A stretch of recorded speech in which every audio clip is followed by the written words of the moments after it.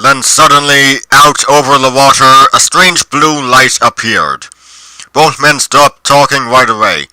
As Hickson said later, "You're really surprised when you look up in the sky and you see a blue light. It kinda called your attention to it." The light hovered for a moment, then started floating across the river toward them.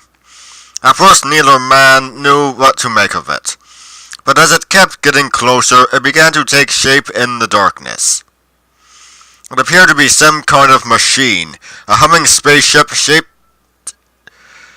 like a giant cigar.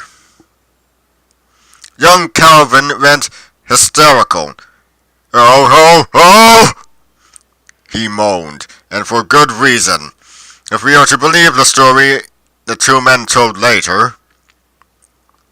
For the craft paused in front of them, floating a few feet off the ground, going neen, neen, and a door opened up in its side.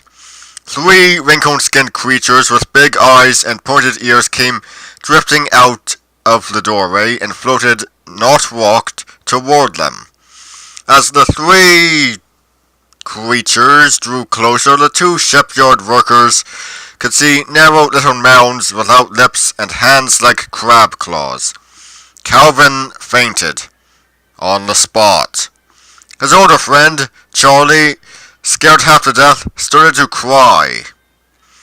One of the creatures glided up to him and began to make soft, buzzing noises, as though trying to reassure him that nothing would hurt him or his friend. Alone still in stark fear, Charlie got at least partial control of himself.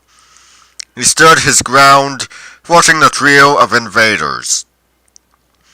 They bobbed about him, looking him over, then one of them reached out with its crab claw and touched him.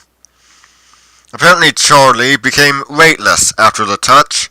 He says two of the creatures took him by the arms and guided him, floating across the surface of the water and into the spaceship.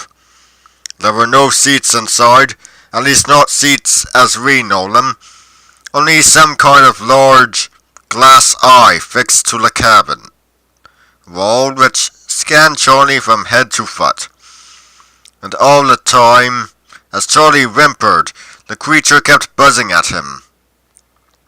Finally, apparently satisfied with the results of the examination, the creatures floated Charlie back outside and deposited him on the riverbank.